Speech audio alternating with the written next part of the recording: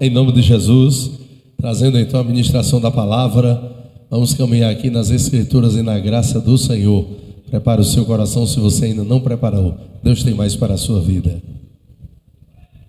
Amém. Graça e paz, irmãos, da parte do Senhor Jesus. É uma alegria estar com todos nessa manhã. Vamos ficar de pé para nós fazermos uma oração ao Senhor, rogar a sua bênção para esse momento. Soberano e altíssimo Deus, eterno Pai, Pai de nosso bendito Salvador Jesus Cristo, nós te louvamos, te exaltamos, glorificamos o teu nome, Senhor, e invocamos agora o teu poder, Senhor, a tua graça, a tua intervenção, Senhor. Pedimos que o Senhor possa curar os enfermos aqui presentes e manifestar sua glória, também trazendo saúde, meu Pai. Dá ao teu povo, aos teus servos, ó Pai, direção, sabedoria, unção, poder e graça. Sê conosco nessa manhã, abrindo-nos o entendimento para a tua palavra e colocando-nos, ó Pai, na tua dependência e na expectativa da tua mão, Senhor, que age sobre nós, ainda hoje, como em dias de outrora. Nós te pedimos estas coisas, em nome de Jesus. Amém. Vamos abrir as nossas Bíblias no primeiro livro de Samuel, capítulo de número 16. Primeiro livro de Samuel, capítulo 16. Eu vou ler primeiramente um versículo como ponto de partida, mas nós iremos aqui no primeiro livro de Samuel, ao longo da exposição, ver outros versículos. Mas leiamos agora primeiro livro de Samuel, capítulo 16, verso de número 1. Primeiro livro de Samuel, 16, versículo de número 1. Diz assim a palavra do Senhor: Então disse o Senhor a Samuel: Até quando terás dó de Saul, havendo-o eu rejeitado, para que não reine sobre Israel? Enche um chifre de azeite e vem, enviar-te-ei a Jessé o belemita, porque dentre os seus filhos me tenho provido de um rei. Meus amados irmãos, o povo de Israel, lá no deserto, teve a liderança de Moisés. Moisés não tinha uma coroa, não tinha um trono, não era um rei, mas sua liderança foi reconhecida porque ele foi chamado por Deus, e o povo pôde reconhecer isso para libertar a nação lá do jugo de escravidão do Egito, para conduzir a nação no deserto. E Deus estava toda hora falando a Moisés para que ele falasse ao povo. Na verdade, o que se via ali não era uma monarquia, era uma teocracia, porque Moisés não agia segundo sua própria ponderação ou prudência natural, mas a toda hora ele estava consultando ao Senhor. O povo muitas vezes resmungava por falta de água, falta de comida. O povo mostrou-se exasperado diante do Mar Vermelho. E o que Moisés fazia? Dava uma diretiva, dava uma solução? Não, ele consultava o Senhor. E o Senhor falava a Moisés, e Moisés falava ao povo. Embora Deus utilizasse Moisés, ele estava diretamente governando sobre o povo. Até que houve um momento em que Moisés foi orientado a registrar num livro orientações de Deus, orientações mais permanentes e fixas. Deus deu a Moisés o modelo do tabernáculo para que fosse construído. No monte lhe deu as tábuas com os 10 mandamentos. E ali o povo já começava a receber, por intermédio de Moisés, mas vindo de Deus, princípios de condução moral, festividades, celebrações, culto, que deveria realizar e de que forma deveria realizar.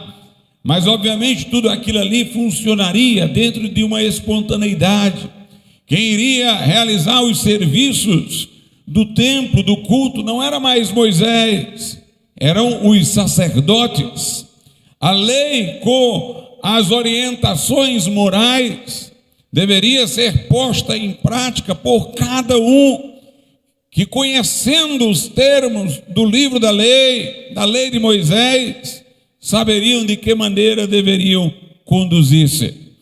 Quando a nação entrou na terra prometida, a liderança já era de Josué, uma liderança também natural. Você nota que Josué não se sentia um rei, ele mesmo disse ao povo: vocês façam o que quiserem, mas eu e minha casa serviremos ao Senhor. O povo não servia a Josué por uma imposição, mas por reconhecimento de sua liderança moral. E a Bíblia diz que depois da morte de Josué, enquanto os anciãos de sua época viveram, o povo manteve na lembrança as orientações que haviam sido dadas, mas uma geração subsequente já começou a esquecer e ficar sem um senso de direção. Então Deus levantou os juízes. Os juízes apareciam principalmente em situações difíceis para a nação, quando ela estava sendo premida pelos inimigos, ameaçada pelos adversários, e ali os juízes apareciam para livrar o povo e ganhavam liderança. Gideão foi um daqueles que fracassou depois de uma grande vitória, porque não quis apenas ser juiz. Ele se encantou com a vitória que teve e já estava se encaminhando para querer se colocar como se fosse um rei. E aí saiu da linha da vontade do Senhor. E meus amados irmãos, nós chegamos depois a Samuel. Samuel apareceu num tempo em que o povo também parecia estar sem direção. Havia o sacerdote Eli, era um homem temente a Deus, era um homem que tinha zelo por Deus, porém não tinha coragem para confrontar os seus filhos, que estavam dando mau exemplo, que estavam cometendo sacrilégio, estavam corrompendo o culto.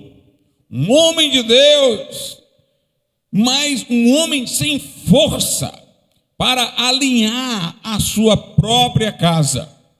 E aqui uma coisa importante para todos nós, irmãos: nós não podemos controlar o destino dos nossos filhos, nós não podemos saber se eles serão crentes ou não, embora os eduquemos para que sejam. Mas a Bíblia Sagrada diz sobre o bispo, lá na carta de Paulo a Tito, que é necessário que os pais, os bispos que tenham filhos fiéis, que eles não sejam acusados de dissolução. Quer dizer, se esses filhos são crentes dentro da igreja, eles não podem ser acusados de dissolução. Educamos os filhos para que sejam crentes. Se eles se desviarem, isso não vai impedir-nos de continuar o ministério, mas se eles estiverem na igreja, eles não podem ser desordenados dentro da igreja. Isso vai tirar a autoridade moral daquele que está à frente, daquele que lidera. E eu vejo hoje que há um declínio da igreja em muitos casos, na passagem de uma geração para a outra. Ou seja, muitas vezes os pais querem que os filhos fiquem na igreja a todo custo. E o custo, muitas vezes, é mudar a doutrina da igreja para que os seus filhos que não estão andando nela possam ser aceitos. Às vezes, alguns acham que o caminho é deixar a igreja ser amoldada ao mundo para que o filho do obreiro que está mundano possa ser aceito dentro dela. Mas eu quero dizer que a obra de Deus está acima dos nossos filhos, está acima das nossas vidas, está acima da nossa casa. E por isso se requer do obreiro que tenha firmeza. Eli não teve firmeza, não repreendia aos seus filhos. Naquela época a Bíblia diz que não havia visão, não havia profeta. O povo, digamos, estava num momento sem manifestações de Deus.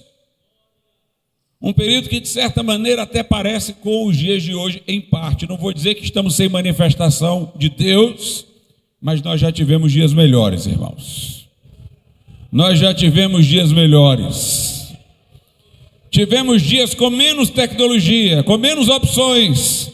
Tivemos dias em que éramos forçados a crer, porque não tinha outra alternativa. Era crer ou então morria. Era crer ou então não tinha solução. Hoje tem tantas alternativas que tem gente que aperta lá um botãozinho no celular, na internet e tal, e descobre: eu posso fazer isso, posso fazer aquilo outro. Mas naquele tempo não. Naquele tempo era o médico que dizia: não tem jeito, vá para casa para morrer. Não tem saída para isso, não tem jeito. E o crente só tinha uma forma de solucionar: era correr para os pés de Jesus. Nós temos tanta coisa ao nosso dispor, irmãos, que esperar a resposta de Jesus vem em último lugar. Nós temos um exemplo na Bíblia de um homem que procurou os médicos e não a Deus, e por isso foi punido. Não quer dizer que a gente não deva procurar os médicos, não, mas quer dizer que ele procurou os médicos e nem orou a Deus. Você pode orar a Deus e depois ir para o médico se quiser.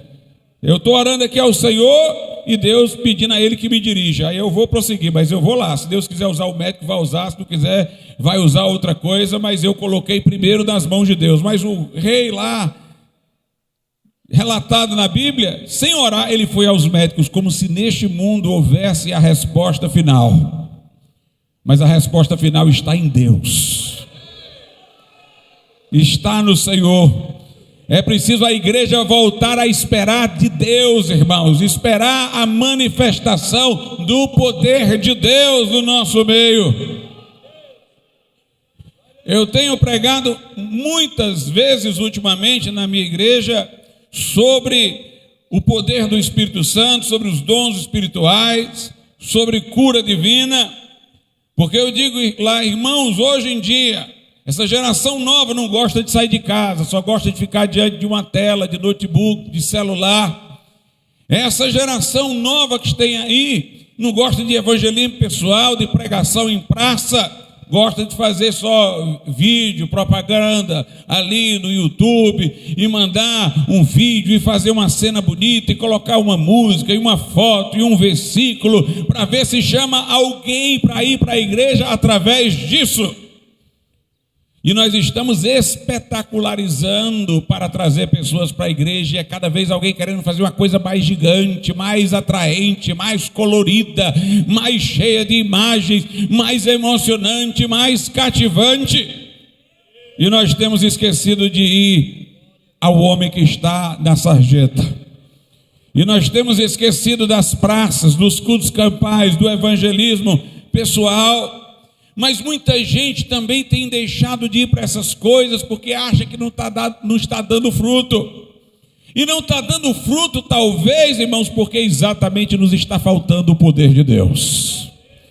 Quando os pentecostais cresceram muito, foi nas ruas, não foi enfurnado dentro de casa, foi pregando nos trens, nos ônibus, nas praças, no evangelismo pessoal. Mas eles não só chegavam lá e pregavam, não. Eles chegavam lá e oravam pelo enfermo para que ele fosse curado em nome de Jesus.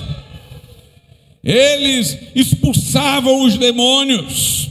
E o que nós estamos precisando, irmãos, é de sinais e prodígios. O caminho de Deus não é marketing, é Marcos 16. Em meu nome expulsarão os demônios, falarão novas línguas, imporão as mãos sobre os enfermos e eles serão curados. Aleluia! Nós precisamos chamar a atenção do mundo. Quando Filipe desceu lá em Samaria, a Bíblia diz que os paralíticos andavam, os demônios eram expulsos, os coxos eram curados, havia cura, e o povo ficava atento ao que Filipe dizia. Vamos ganhar a atenção para o Evangelho, não pelos recursos tecnológicos, mas vendo mais uma vez o coxo pular, o cego ver, o surdo ouvir e o mundo falar.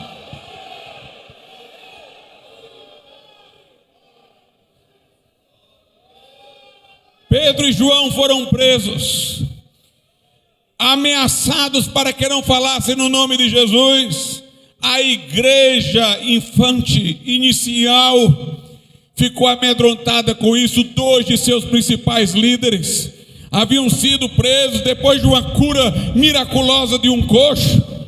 A igreja estava apreensiva. Pedro e João saíram, foram direto para o encontro dos irmãos. E chegando lá, começaram a orar junto com os irmãos a uma só voz, para que aqueles irmãos ali não perdessem a unção, para que o temor não fizesse aqueles irmãos deixarem de avançar através da unção de Deus. E eles oraram: Senhor, olha para as ameaças que os inimigos nos fizeram. Quem tem que olhar para as ameaças contra nós não somos nós, é o Senhor. Você tem que olhar para Jesus, autor e consumador da fé. E eles disseram: Senhor, essa ameaça que vai sair da nossa frente, olha para elas, é contigo esse negócio, estão ameaçando, é contigo, eles estão querendo ficar contra o Senhor, mas nós te pedimos o seguinte: concede que os teus servos preguem com toda a intrepidez a tua palavra. O que a gente quer é não sentir medo. O que a gente quer é coragem. Aleluia. Temos vivido dias em que o ministério público está batendo na cola da igreja, em que os movimentos como LGBT estão na cola da igreja, e tem gente se retraindo. Chegou a hora de dizer: Senhor, olha para as ameaças e dá coragem.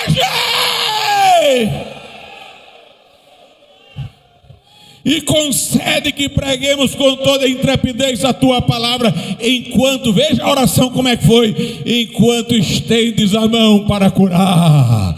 Nós queremos coragem para pregar enquanto tu estendes a mão para curar, e para que se façam sinais e prodígios em nome do teu santos filhos Jesus. E tendo dito isso, diz a Bíblia, o lugar tremeu. E todos foram cheios do Espírito Santo e pregavam com intrepidez a palavra de Deus. Cheios do Espírito Santo, ali houve uma renovação, ali a unção, irmãos, veio com poder e graça, e eles saíram pregando. Nós precisamos ver o lugar tremer de novo, o lugar tremer de novo. Parece que nós vivemos hoje como aquela igreja enquanto Pedro e João estavam presos. Mas nós temos que viver, irmãos, é como aquela igreja na hora que o lugar tremeu. Na hora que o lugar tremeu, nós precisamos ver a manifestação do poder do Senhor. É assim que a igreja vai crescer. A igreja primitiva não tinha os poderes daquela época para fazer sua própria divulgação de mensagem pelos veículos que naquela época pudessem existir, que fossem seculares. Pedro e João disseram: não temos ouro nem prata, mas também disseram: o que temos isso te damos, em nome de Jesus, levanta-te, anda, levanta-te, anda. Nós não temos aquilo que eles têm, mas nós temos o que vem do céu, nós temos o que vem do céu. É preciso nós cremos que vamos vencer com o que vem de Deus.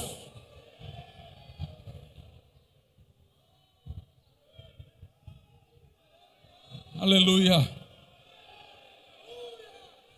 aleluia. Eli não repreendeu os seus filhos, não havia milagres. Ana foi ao templo para orar, E ela, meus irmãos, estava tão quebrantada que a Bíblia diz que os seus lábios se moviam, mas não saía som. Ela era estéril e estava pedindo a Deus um filho. E o Senhor lhe deu resposta. O sacerdote estava tão desacostumado com aquilo que disse: mulher, tu está embriagada. Sempre aqueles que estão frios dizem isso, né? No dia de Pentecostes, estão cheios de mosto. Mas a Bíblia diz: não vos embriagueis com vinho, mas enchei-vos do Espírito Santo. Aleluia! Meus irmãos, tem gente hoje que se viesse um avivamento, ele era o primeiro a tomar um susto. Ele vive pedindo, mas se chegasse ele saía correndo. Aleluia! Nós precisamos ter gente de oração, irmãos, profunda. E gente de oração profunda é esquisita. É gente esquisita. É como o rei Ezequias que orava esfregando a cara na parede. É como Elias que orava com a cabeça entre as pernas. É como Ana que orava e só os lábios tremiam.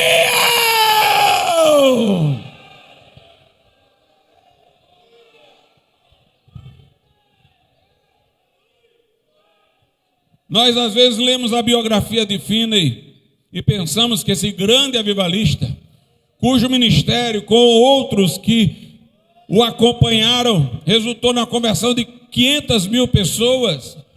Disse que 85% dos que professaram fé nos cultos e pregações dele nunca se apartaram. Finney, às vezes nós pensamos que era o responsável por tudo. Mas Finney, irmãos, recebia muitos mais convites para pregar do que podia atender. E o critério dele para saber se ia para um ou ia para outro era esse: nesse lugar onde vocês estão me convidando, tem alguém orando por um avivamento? Tem alguém que vem orando há muito tempo por um avivamento?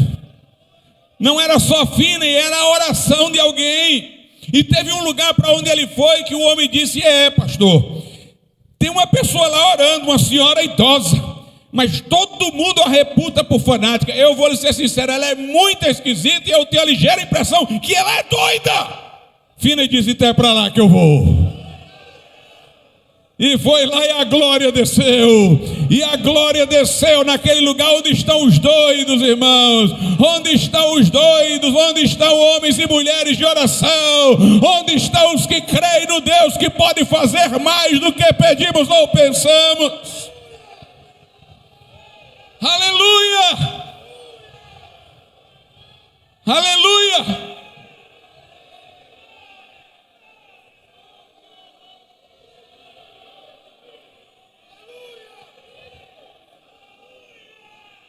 Duncan Campbell foi o homem usado por Deus para avivamento nas Ilhas Hébridas. Onde ele pregava havia avivamento, conversões, quebrantamentos. E tinha um jovem de 16 anos, que era um jovem de oração, que ia para todas as vezes em que ele ia pregar, estava lá orando, intercedendo. E o jovem ficou doente. E Duncan Campbell foi pregar num determinado local, todo mundo na expectativa do mover de Deus. Não aconteceu nada. Primeiro dia nada, segundo dia nada. E aí Duncan Campbell teve um estalo e disse: traz o rapaz lá. Mas ele está doente, traz ele doente mesmo. E trouxeram o rapaz de oração. E quando o rapaz chegou lá orando, buscando ao Senhor, a glória desceu, a glória desceu. Nós precisamos do púlpito, mas nós precisamos também do joelho. Nós precisamos de pregadores, mas nós estamos também atrás de homens e mulheres de oração que creem, que creiam, que acreditem que Deus pode operar.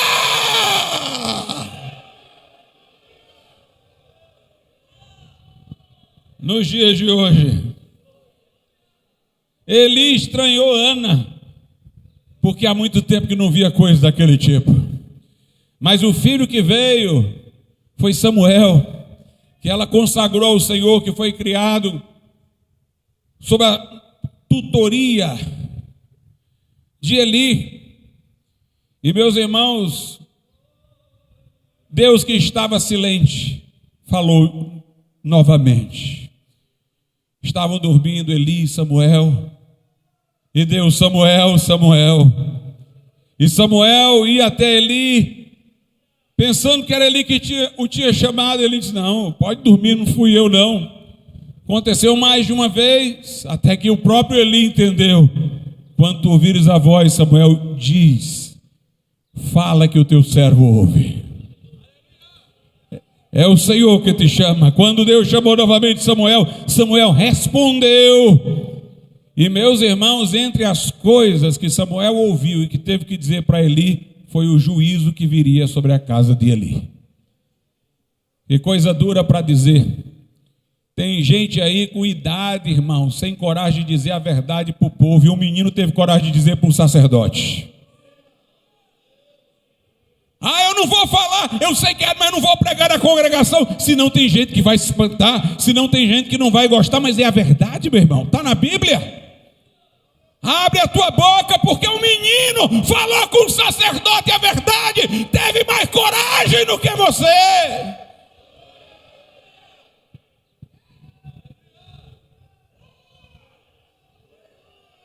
Aleluia. Samuel cresceu, tornou-se juiz em Israel. Não era um rei, mas era aquele homem a quem Deus falava, um juiz, um profeta. E chegou o tempo, irmãos, que o povo de Israel quis realmente ter um rei em definitivo. O povo chegou para Samuel e disse: Samuel, as nações todas têm um rei que vai adiante delas nas batalhas, que governa. Nós queremos ser também como as outras nações. Dá-nos um rei. Meu irmão, Deus escolheu Israel para não ser como as outras nações. Israel quis ser como as outras nações. Uma vez tinha um grupo de estudantes que se professavam evangélicos se reunindo lá na faculdade onde eu ensino, e me chamaram lá para uma reunião. Eu fui só uma vez e não quis mais ir naquela reunião. Porque a pessoa que conduzia a reunião dizia: olha, nós temos que mostrar para os de fora aqui que nós somos como eles, que eles acham o crente estranho. Então a gente tem que mostrar que a gente se veste como eles, a gente fala como eles, a gente é como eles, para eles verem que a gente é normal. É o contrário, eu quero que saiba que é diferente. Eu quero que saiba que é diferente. Uma vez eu estive numa reunião de professores, tinha um professor lá que era sociólogo. Ele sabe que eu sou crente, que eu creio em Deus, mas acho que ele pensava que eu era um crente aí, desses que ajustava a Bíblia com a modernidade.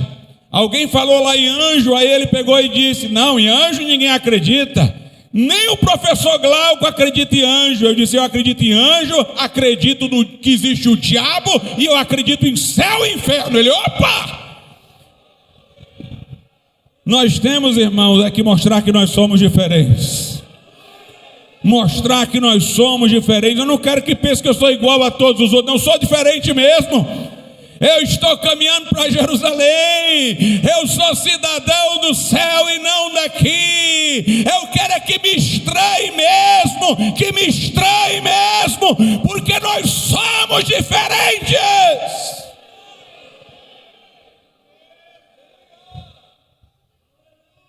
Aleluia.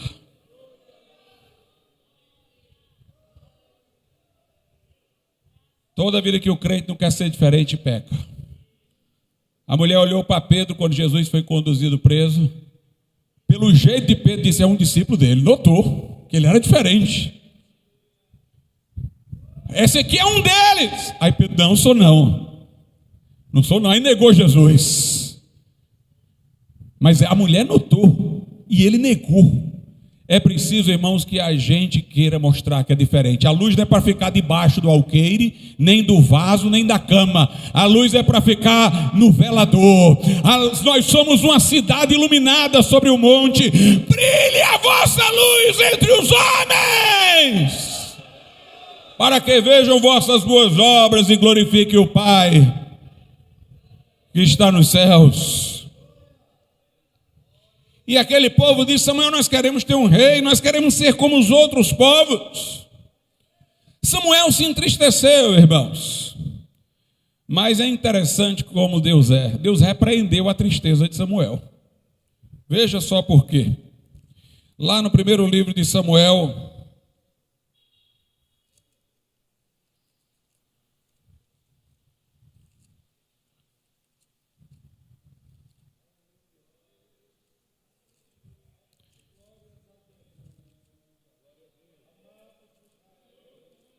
primeiro livro de Samuel, capítulo 8, versículos de número 6 e 7. Porém, esta palavra pareceu mal aos olhos de Samuel, quando disseram: dá-nos um rei, para que nos julgue. E Samuel orou ao Senhor, e disse o Senhor a Samuel: ouve a voz do povo em tudo quanto te dizem, pois não te tem rejeitado a ti, antes a mim me tem rejeitado, para eu não reinar sobre eles. Observe, primeiro Deus disse para Samuel: Samuel, conta aí para o povo, se o povo tiver rei, vai dar trabalho. O rei, quando fizer coisa errada, vai levar o povo todo para o erro, vai oprimir o povo. É isso que o povo quer mesmo? E quem lê o livro de Reis, irmãos, vai ver, livro de Crônicas, vai ver que houve alguns reis bons em Israel, mas grande parte desses reis foram um estrago. A própria nação foi dividida em reino do norte e reino do sul por causa de um rei que fez bobagem. O povo sofria por causa de maus governos. E Deus disse a Samuel: conta para o povo quais são as dificuldades. O povo, mesmo assim, a gente quer ficar igual aos outros. Aí Samuel foi falar com Deus. Deus disse: Samuel, vamos dar para eles. Lá no livro do profeta, acho que Oséias, Deus diz: eu dei um rei a eles na minha ira. Como quem diz: vocês querem peia para reter peia. Quer um rei para dar trabalho? Eu vou dar. É isso que vocês querem? Vou dar para vocês. E aí Samuel ficou ressentido quando o povo disse isso. Mas Deus disse: que é isso, Samuel? Está triste por quê? Não é a ti que eles rejeitaram, não. É a mim. Meus irmãos, isso tem uma lição muito importante para nós obreiros. É que às vezes a gente fica muito ressentido, como se o povo devesse ser grato a gente, como se a obra fosse nossa, e a gente fez tanto pelos outros, e os outros não fizeram por nós. Não, a gente está fazendo é para Deus, irmãos. A gente é só o mensageiro. Nós não devemos querer agradecimento nem gratificação, a gente deve querer que o povo sirva ao Senhor. E se o povo estiver desobediente, está desobediente contra Deus. Não tome para si a obra de Deus como se fosse uma coisa com você. Ah, os irmãos não estão sendo gratos pelo que eu fiz. Os irmãos, quer dizer que você fez para ser grato? Ou você fez porque Deus lhe mandou fazer? Então Deus disse para Samuel: Samuel, tira o teu sentimento aí, que tem nada a ver contigo não, o negócio é comigo. O povo rejeitou, foi a mim, Samuel, para que eu não reine sobre eles. Mas vamos dar o rei para eles. O primeiro rei de Israel foi Saul. Interessante que o segundo rei, que foi Davi, foi chamado de homem segundo o coração de Deus. Davi foi o rei que Deus deu ao povo de fato. Porque o primeiro rei, Deus deu ao povo o que o povo queria. Deus deu o rei que o povo desejava. O povo dizia: nós queremos um rei que vá diante de nós, que tenha uma cavalaria, que vá para as nossas guerras. Eles queriam um homem poderoso, altivo, elevado. Então Deus diz: vamos ver o perfil aqui do povo. O que é que o povo está querendo? É Saul. Saul, a Bíblia diz que superava a todos em ombros. Saul, que é o mesmo termo para Saulo, Saulo de Tarso, quer dizer exaltado, elevado. Saul era um homem alto, era um homem exuberante. É esse tipo de gente que o povo quer. Vamos dar, vamos ver se é bom. Vamos dar o rei que o povo quer. O povo ficou satisfeitíssimo com Saul. Era o rei como eles tinham imaginado. Mas foi o maior problema para a nação quando este rei saiu da vontade de Deus. Um rei segundo o coração do povo e não segundo o coração de Deus. E a Bíblia Sagrada diz, irmãos, que Saul desobedeceu a Deus primeiramente em relação a um culto. Vamos ver aí no livro de Samuel.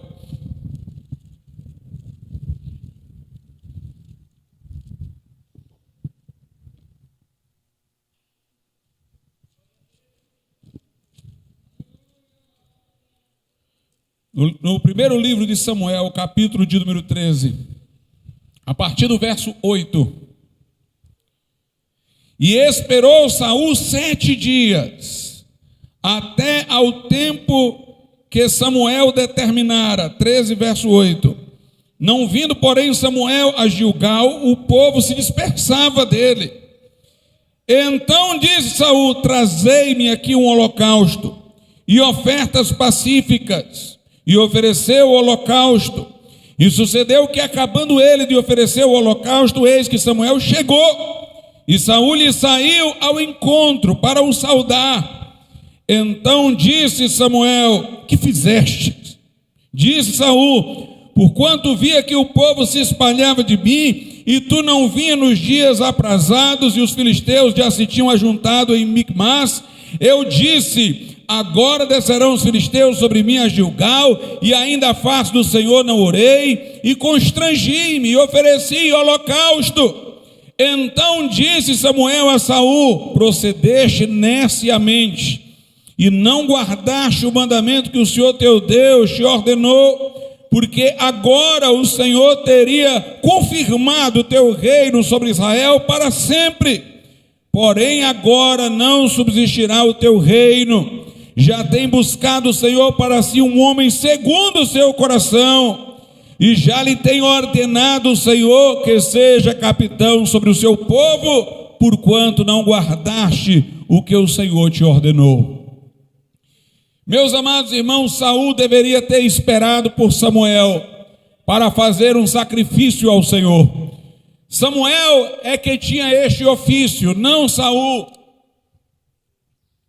E Saul não teve a paciência de esperar por Samuel. O povo estava lá juntado, e o povo estava achando que estava atrasando demais, Samuel estava demorando, e o povo começou a se dispersar, e Saul queria audiência. Na verdade, parece uma coisa piedosa, né? Saul não queria que o povo dispersasse. Para quê? Para o culto? Não. Para vê-lo lá ao lado de Samuel, oferecendo sacrifício. Ele estava pensando, era nele. E aí, quando Samuel demorava, para ele não perder auditório, ele se antecipou e ofereceu a Deus o sacrifício. Quando Samuel chegou, o repreendeu. Inclusive disse que a rebeldia era pecado grave, era como a idolatria, a feitiçaria, e que por causa daquilo ali, ele tinha perdido o reino para sempre. Nós vamos ver, irmãos, os dois graves pecados de Saul pelos quais lhe foi removido o reino. E se a gente mostrasse isso para o incrédulo secularizado desse tempo, ele ia ficar revoltado conosco. Um incrédulo fica mais revoltado com Davi do que com Saul, porque os pecados que Davi cometeu, o incrédulo também pode julgar que sejam pecados, e julga que sejam.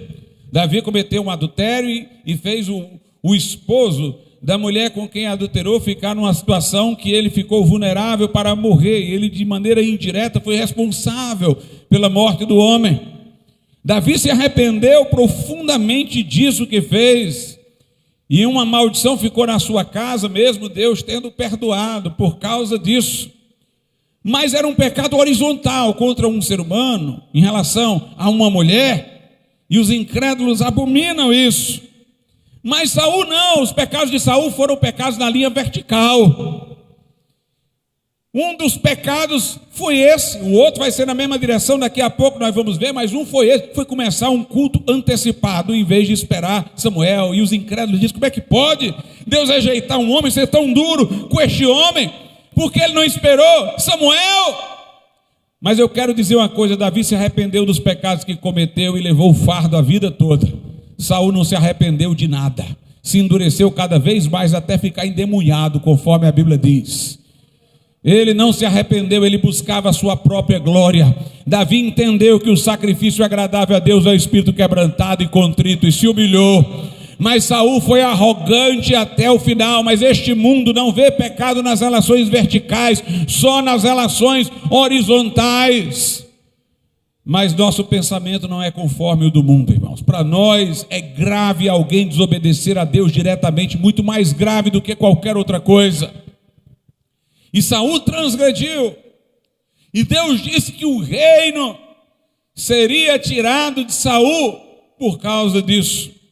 Mas é como se Deus quisesse dar uma segunda chance para Saul. Na verdade, Deus já saberia o resultado, mas ele ainda teve uma oportunidade de obedecer a Deus e fazer diferente. Foi quando Deus ordenou por meio de Samuel que ele acabasse com todos os amalequitas, destruísse inclusive o rebanho dos inimigos, o rei. E Saul faz diferente de novo, desobedece diretamente a uma ordem de Deus, mantém o gado dizendo que é para fazer sacrifício a Deus. Não, eu poupei o gado aqui para oferecer a Deus, mas Deus tinha mandado destruir. Eu fiz isso porque o povo quis, mas você não responde perante o povo, responde perante Deus. Líder que quer agradar o povo, irmãos, não vai fazer o certo, tem que fazer é a vontade de Deus. Ele manteve o rei vivo para ser um troféu, mantinha aquele rei vivo ali preso para dizer para todo mundo: venci os amalequitas, está lá o rei, preso, para ser um troféu dele. Mas Deus repreendeu. Veja aí o que a Bíblia Sagrada diz, primeiro livro de Samuel.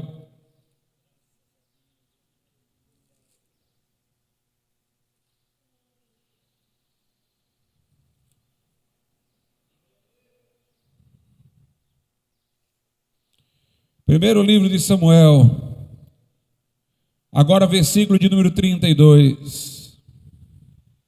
Samuel manda trazer o rei dos amalequitas, que é o Agag, que Saul poupou para servir-lhe de troféu, e o mata. 1 Samuel 15, a partir do 32. Então disse Samuel: trazei-me aqui Agag, rei dos amalequitas. E Agag veio a ele animosamente. E disse Agag: na verdade já passou a amargura da morte. Disse, porém, Samuel: assim como a tua espada desfilhou as mulheres, assim ficará desfilhada a tua mãe entre as mulheres. Então Samuel despedaçou Agag perante o Senhor em Gilgal. Então Samuel se foi a Ramá, e Saul subiu à sua casa, a Gibeá de Saul. E nunca mais viu Samuel a Saul até o dia da sua morte, porque Samuel teve dó de Saul, e o Senhor se arrependeu de haver posto Saul rei sobre Israel. Preste atenção a isso. Mais uma vez aqui, irmão, Samuel com sentimentos que precisam ser ordenados. Deus rejeitou a Saul. Samuel sabia disso, mas ele estava com pena de Saul. Ele estava com dó de Saul. Ele estava com dificuldade de atender a expectativa de Deus em relação a ir a outro, porque ele havia de toda maneira desenvolvido um relacionamento de amizade com Saul. Às vezes, irmãos, o obreiro não disciplina alguém que está desobediente porque tem pena. Mas discipline, faça a vontade de Deus, vai ser bom para ele. Deus castiga quem ama, açoita aquele que recebe por filho. Os nossos sentimentos, irmãos, não podem impedir-nos de fazer a vontade de Deus. E a Bíblia diz, agora 1 Samuel 16:1, foi o texto que nós lemos no início. Então disse o Senhor a Samuel: até quando terás dó de Saul, havendo-o eu rejeitado, para que não reine sobre Israel?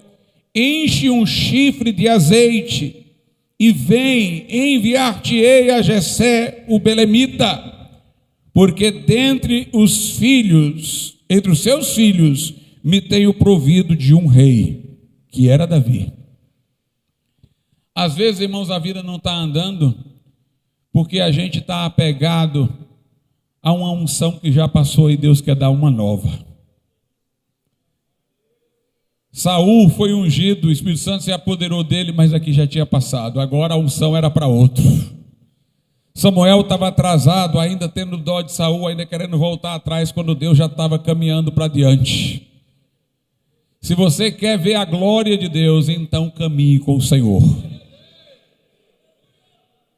Não fique aprisionado ao passado, veja para onde Deus está dirigindo as coisas.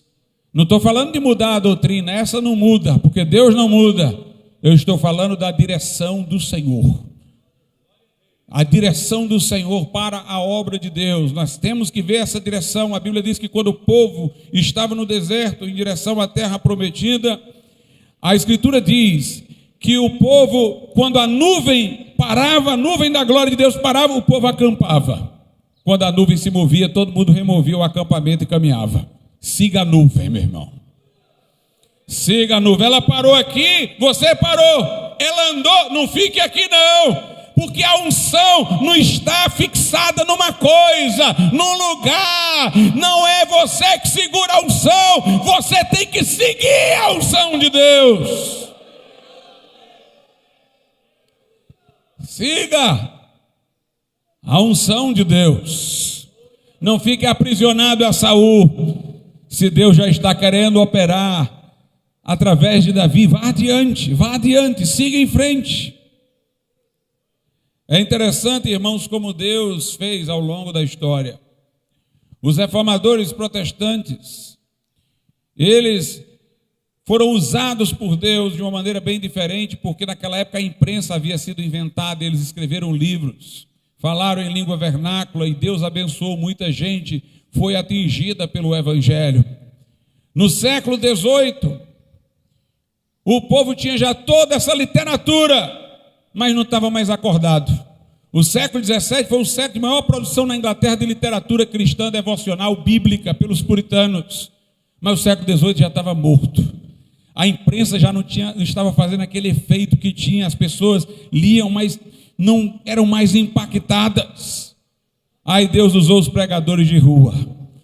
E John Wesley, George Whitefield, os grandes pregadores dessa época nem queriam pregar na rua, queriam pregar na igreja. Mas eles tinham uma mania de pregar apontando o dedo. Você. E os pastores das igrejas não gostaram disso. Você está insultando as pessoas, vocês estão agredindo as pessoas. Aqui não prega mais. Então foram para o meio da rua. E o avivamento ocorreu a céu aberto no meio da rua.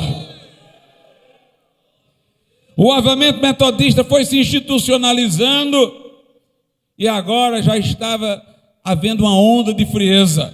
Aí Deus levantou o exército da salvação. O exército da salvação que saía nas ruas, batendo tambores, tocando trombetas, pegando as pessoas que estavam na sarjeta, evangelizando as prostitutas. E começou assim, o general Bott, como ficou conhecido, ele começou dentro da igreja metodista, era metodista evangelizando pessoas, levando para a igreja. Mas a igreja metodista estava já tão refinada naquela época, depois do avivamento, que o povo começou a achar ruim, porque ele trazia mendigos, ele trazia pessoas mal cheirosas, ele trazia bêbados para dentro da igreja. Os pastores disseram, as outras pessoas da igreja não estão gostando disso, e quiseram dar um cargo para ele bem elevado lá, supervisor, para ver se tirava ele das ruas. No dia que ofereceram o cargo para ele, a mulher dele estava presente, era uma serva de Deus. Enquanto ele hesitava, vou, não vou, aceito, não aceito, a mulher dele gritava, diga não. E o homem disse não, irmãos. Continuou nas ruas e Deus abençoou. Nós temos que ver como Deus quer operar através das nossas vidas, como Ele quer nos usar, como Ele quer fazer em cada momento, em cada circunstância. Jesus era assim, para que ninguém pensasse que era o método de Jesus que curava, porque a unção não é do método, a unção é do homem. Jesus nunca fazia igual.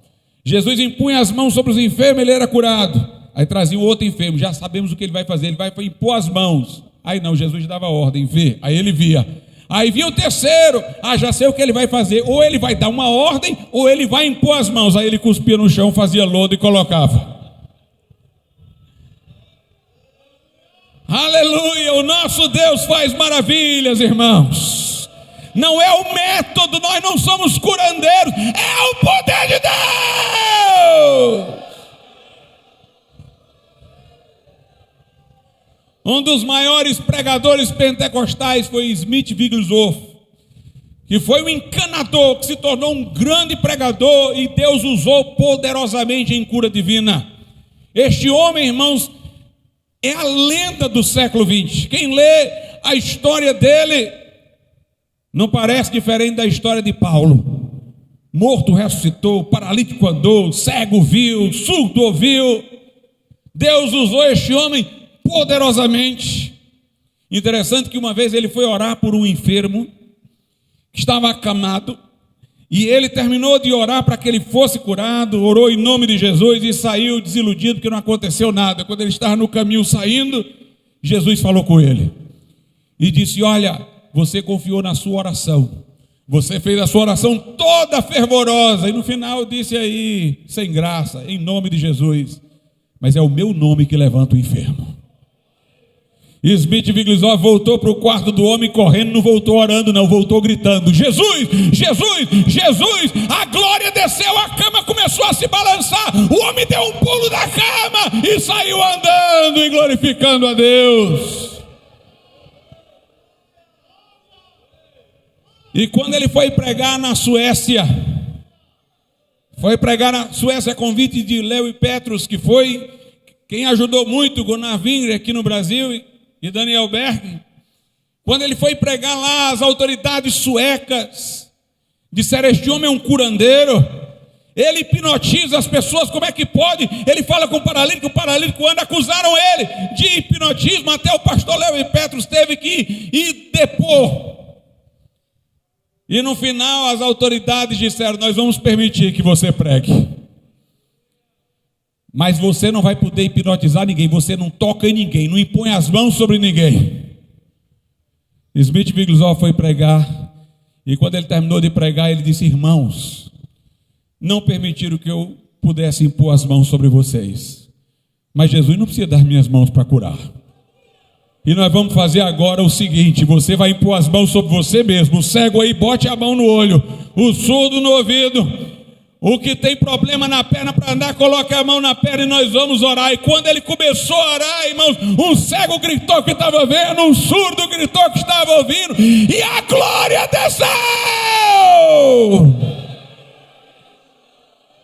Não é o método, irmãos, é Deus que faz como quer, quando quer, do jeito que quiser, porque dele, por ele, para ele são todas as coisas, a ele pois a glória,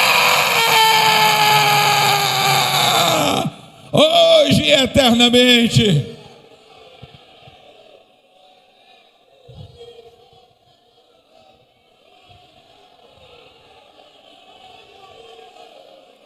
Aleluia.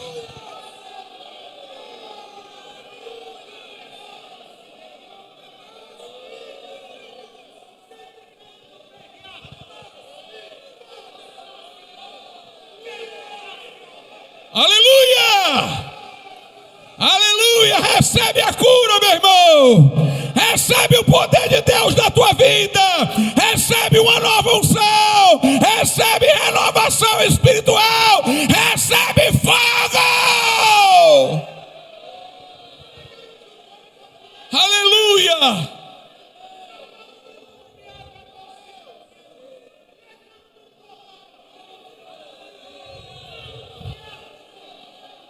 Aleluia.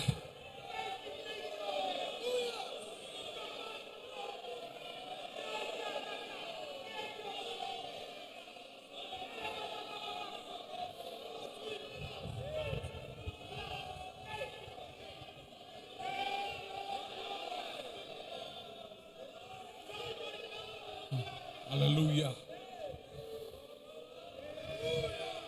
Aleluia. Samuel agora foi na casa de Jessé. Agora não era mais o rei segundo o coração do povo, agora era o rei segundo o coração de Deus. Jessé, traz aí teus filhos. Tem lá o primogênito chegando, um homenzão, um guerreiro lá forte. Samuel disse: é esse? Deus disse: é não. Esse é o que o povo iria querer, mas não é o que eu quero não. Chama outro. Samuel, é esse? Deus disse: não. Até que chega uma hora que Samuel olha para Jessé e diz: não tem mais nenhum filho não?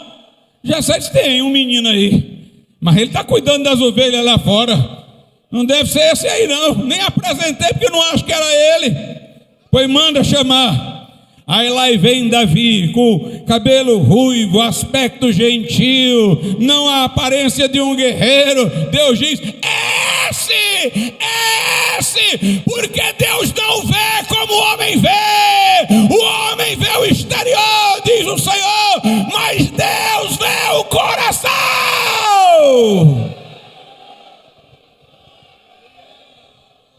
Aleluia. Ele escolhe as coisas que não são para confundir as que são.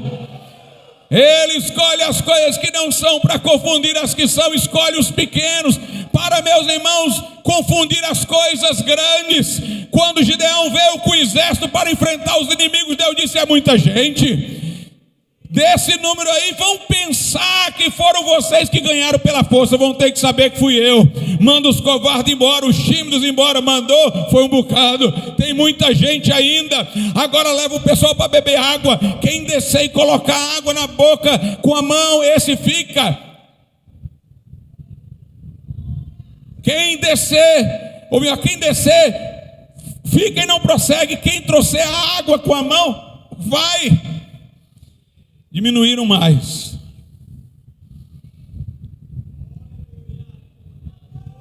Ficaram 300 para enfrentar milhares. Agora vão saber que foi o Senhor. Agora vão saber que foi o Senhor. Aleluia. Jesus, Lázaro está doente. Aí Jesus chega lá, Lázaro já está morto. Senhor, se tu tivesse antes chegado, curava ele. Jesus disse: mas eu sou a ressurreição e a vida, quem crê em mim, ainda que esteja morto, viverá.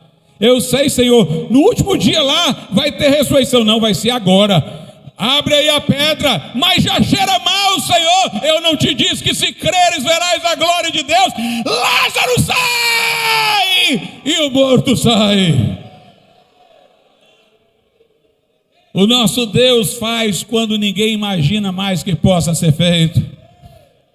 O profeta disse a Naamã com lepra: vai lá, te banha 7 vezes no rio.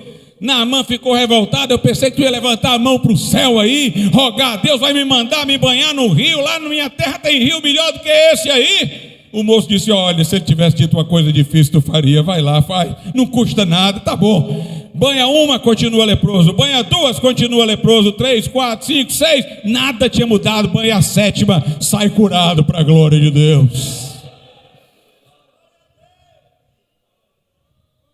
Deus usa, irmãos, as coisas que não são para confundir as que são. E Deus quis usar aquele menino, Davi. A Escritura diz o seguinte: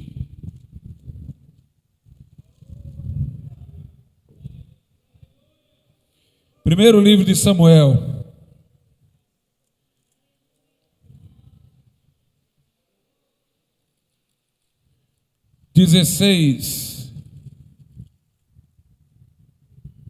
versículo 13. Então Samuel tomou o chifre do azeite e ungiu, ou seja, Davi, no meio de seus irmãos. E desde aquele dia em diante, o Espírito do Senhor se apoderou de Davi. Então Samuel se levantou e voltou a Ramá. Meus irmãos, naquele dia, Davi teve a unção. Saul continuou no trono, mas agora tinha um no trono sem unção e um com unção sem o trono. Prefira a unção sem o trono do que o trono sem unção. Prefira a unção de Deus sem a glória terrena do que a glória terrena sem a unção de Deus. Por que Davi não foi ungido e logo chegou no trono? Porque, irmãos, ele já tinha capacitação, mas tinha que aprender muita coisa ainda. Tem muita gente que se precipita por causa da unção de Deus e tal. Ele acha que já pode fazer tudo. Eu vou me rebelar aqui contra os pastores mais velhos, porque eu tenho unção, eu que estou pregando. Tem gente aqui aceitando Jesus, Deus está me usando, e ainda não quiseram me ordenar pastor. Eu vou fundar meu próprio ministério. Está errado. Davi recebeu a unção, Saul quis matá-lo depois. Várias vezes Davi teve a oportunidade de matar Saul, mas Davi disse: não vou tocar no ungido de Deus. O Senhor que o tire, o Senhor que me coloque. Não se apresse, meu irmão. Mesmo depois de ter a unção de Deus, a gente tem que passar por uma estrada difícil e aprender com gente que está há mais tempo do que nós. Interessante que a gente vê essa unção na vida de Davi depois em muitas outras coisas. Por exemplo, Saul, por sua desobediência persistente, fica endemoniado.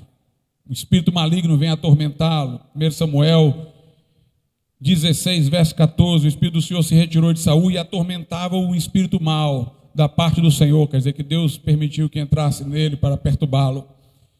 E Saul foi atrás de alguém que pudesse tocar a harpa para acalmá-lo, mas tinha que ser um homem de Deus. E a Bíblia diz aí no versículo de número 16, diga, pois, o Senhor a seus servos que estão na tua presença, que busque um homem que saiba tocar a harpa, e será que quando o espírito mau da parte de Deus vier sobre ti, então ele tocará com a sua mão e te acharás melhor. Então disse Saul aos seus servos, buscai-me, pois, um homem que toque bem, e trazei-mo. Então respondeu um dos moços e disse, eis que tenho visto um filho de Jessé, o belemita, que já tinha recebido a unção do Espírito Santo, que sabe tocar e é valente, vigoroso, um homem de guerra e prudente em palavras e de gentil presença, o Senhor é com ele. No verso 22, então Saul mandou dizer a Jessé, deixa estar Davi perante mim, pois achou graça em meus olhos. E sucedia que quando o espírito mau da parte de Deus vinha sobre Saul, Davi tomava a harpa e a tocava com a sua mão. Então Saul sentia alívio e se achava melhor, e o espírito mau se retirava dele. Meus amados irmãos, alguém cheio do Espírito Santo, quando louva a Deus, o demônio tem que correr. Não era só o toque da harpa, era o toque da harpa de um homem ungido por Deus, que fazia o espírito maligno não suportar. Nós estamos acostumados às vezes a pensar em expulsão de demônios só naquele momento, em nome de Jesus, sai. Mas no louvor, demônios já estão saindo. Eu me lembro bem do bispo Robert McAllister, que foi um missionário canadense, fundou a Igreja Pentecostal de Nova Vida no Rio de Janeiro, e foi um homem muito usado por Deus em cura, expulsão de demônios. Eu tinha por volta de uns 15, 16 anos, quando eu estava no Rio, fui à igreja dele, e eu me lembro como se fosse hoje, aquele momento ali, eu fiquei impressionado com a solenidade com que ele expulsava um demônio. No meio da ceia, uma igreja para 2.000 pessoas, no meio da ceia, quando estava sendo distribuído o cálice, uma pessoa lá foi pegar e ela estava endemoniada. Na hora que ela pegou no cálice, ela jogou o cálice caiu, quebrou, era de vidro pequenininho, e ela mudou a voz e gritava e urrava. E Robert McAllister, dirigindo o culto, todos de cabeça baixa, ele dizia, todos aqui sabem o que está acontecendo. Todos vocês já sabem o que é isso. Ninguém levante a cabeça, ninguém se mova, nós estamos na ceia do Senhor, vamos manter a solenidade, todos de cabeça baixa. E a mulher gritando, ela estava lá na galeria, e ele olhou, irmãos, e com esse tom de voz, ele disse, eu ordeno, em nome de Jesus Cristo, saia dela. A mulher deu um uivo e desmaiou. Ele disse a um diácono lá em cima para trazê-la à consciência, bateu nela, ela veio à consciência e começou a chorar, e ele disse, explique para ela o que aconteceu com ela, e nós continuemos a ceia do Senhor. Mas este homem, quando surgiu essa seita, eu vou chamar de seita, universal, inclusive o bispo Macedo foi da igreja dele. Quando começou, era a expulsão de demônios, toda hora, aqueles espetáculos, demônio para dar entrevista, demônio para falar. E alguém chegou para o Dr. Robert McAllister e disse assim: olha, por que lá é toda hora manifestação de demônios? E aqui não, é só episodicamente. Ele pegou e disse: porque aqui Deus habita no meio dos louvores. A maior parte dos endemoniados não consegue entrar aqui não. Quando ele chega endemoniado, ele entra e o demônio fica na porta.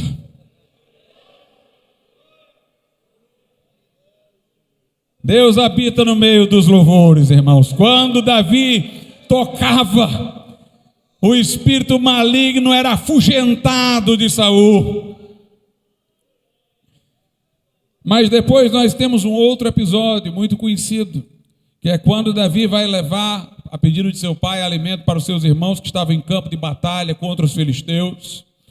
E Davi vê o gigante Golias insultando o povo de Deus, falando coisas horríveis contra Jeová, contra o Senhor. Davi fica indignado, o irmão dele fica com raiva dele. O que é que você veio fazer aqui? Veio como curioso para ver a guerra e tal, vá lá cuidar das coisas do meu pai. Mas Davi fica indignado: vocês não vão fazer nada, esse homem está desafiando a glória de Deus. Um crente, irmãos, ele anela ver a glória de Deus. É só ler as orações na Bíblia: Senhor, não deixe que as nações digam onde está o teu Deus, Senhor, não deixe elas zombarem de ti. Moisés disse: Senhor, se tu destruíres este povo aqui, vão dizer, tirou o povo do Egito para destruir no deserto. Senhor, como é que vai ser o teu nome, Senhor? A verdadeira oração é aquela que está preocupada com a glória do Senhor, não é com as nossas necessidades, é com a glória de Deus. E Davi estava revoltado contra aquelas palavras do gigante, porque ele tinha zelo pela glória do Senhor. E ele disse: eu vou enfrentar esse gigante. Saul disse: não, você não pode, ele é um guerreiro, ele é treinado. Davi insistiu: eu vou. E Davi disse: porque quando eu cuido lá das minhas ovelhas, vem leão e urso, pega a ovelha e eu dilacero com o leão, eu venço o urso. Meus irmãos, eu creio que isso aí foi depois daquela unção que ele recebeu lá com Samuel. Sansão, com a unção de Deus, derrubou não sei quantos filisteus. Davi, com a unção de Deus, vencia urso e leão. E Saul aceitou, mas Saul disse: vamos te preparar para essa batalha, vamos colocar aí a armadura. Primeiro livro de Samuel, capítulo de número 16, a partir do verso de número 38, 17, 1 Samuel 17, 38 e 39. E Saul vestiu a Davi de suas vestes e pôs-lhe sobre a cabeça um capacete de bronze e o vestiu de uma couraça. E Davi cingiu a espada sobre as suas vestes e começou a andar, porém nunca o havia experimentado. Então disse Davi a Saul: não posso andar com isso, pois nunca experimentei. E Davi tirou aquilo de sobre si. Saul disse: eu vou te dar aqui minha armadura, vou te dar aqui meu capacete, tu vai enfrentar ele com essa armadura, esse capacete. Davi era tão pequeno que com o peso daquilo ali, não dá nem para andar com isso aqui. Meus irmãos, a nossa armadura não é igual a do mundo, não. Nossas armas não são carnais, mas poderosas em Deus para a destruição de fortalezas. Nós não lutamos com as armas desse mundo. Nossos métodos não podem ser os métodos desse mundo. Nós temos que agir pela unção de Deus, não pela estratégia, não pela técnica humana, mas pelo poder de Deus, não por força, não por violência, mas pelo meu espírito, diz o Senhor. E Davi foi só com as suas pedrinhas e a sua funda. E a Bíblia diz no versículo 42: e olhando o filisteu e vendo a Davi, o desprezou, porquanto era moço ruivo e de gentil aspecto. Disse, pois, o filisteu a Davi: sou eu algum cão, para que tu vires a mim com paus? E o filisteu, pelos seus deuses, amaldiçoou a Davi. Disse mais o filisteu a Davi: vem a mim e darei a tua carne às aves do céu e às bestas do campo. Disse Davi, porém, disse ao filisteu: tu vens a mim com a espada e com a lança e com o escudo, porém eu venho a ti em nome do Senhor dos exércitos, o Deus dos exércitos de Israel, a quem tens afrontado. E ele diz que vai derrubar o gigante. No verso 47 diz: e saberá toda esta congregação que o Senhor salva, não com espada, nem com lança, porque do Senhor é a guerra, e Ele vos entregará na nossa mão. E naquele dia o gigante caiu, e o Senhor foi glorificado. Saul depois ficou enciumado de Davi, jogou lança contra Davi enquanto ele tocava harpa, tentou matá-lo, perseguiu, mas terminou Saul em miséria, e Davi chegou ao trono no tempo certo, pela mão de Deus. Mas nós aprendemos com Davi, irmãos, a importância da unção. De nada vale coroa, de nada vale a armadura, de nada vale o grande exército, de nada vale os métodos deste mundo. O que vale é a unção de Deus. Você pode ser pequeno, você pode ser desprezado pelo gigante, você pode ser desprezado por Samuel, você pode não ter nada, mas se você tiver a unção de Deus, ela vai quebrar o jugo. Ela vai quebrar o jugo. Não é a espada, não é a lança, não é o escudo, é o Senhor. É o Senhor. Vivemos em dias que igrejas estão se socorrendo de tudo neste mundo para se sustentar, mas nós temos que confiar no Senhor. Quando Moisés desceu do monte, o seu rosto brilhava, e ele pôs um véu sobre o rosto, para que o povo pudesse não temê-lo, porque o povo ficava temeroso com aquela glória que florescia no seu rosto. Mas lá na segunda carta aos Coríntios, Paulo diz que chegou um tempo que aquela glória desvaneceu, e Moisés não quis tirar o véu, porque se ele tirasse, o povo não veria mais a glória. Ele achou que mantendo o véu, o povo ainda o respeitaria, pensando que a glória estava lá. Ele teve medo de que o povo não o respeitasse mais. Às vezes, irmãos, há uma glória passada que a gente quer manter só a aparência de que ela está lá sem estar, e fica forçando a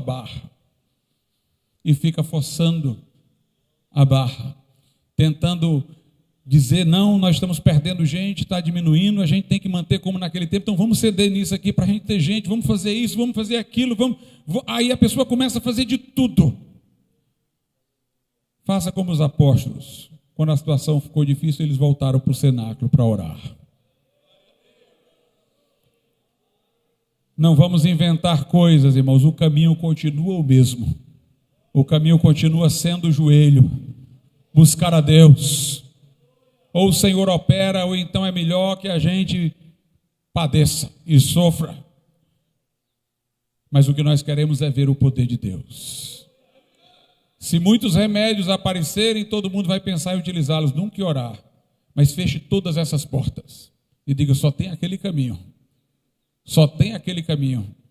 Foi depois de desperdiçar tudo com o médico que a mulher com fluxo de sangue passou a crer em Jesus. Foi depois de toda desesperança que Bartimeu creu em Jesus. Vamos confiar no Senhor.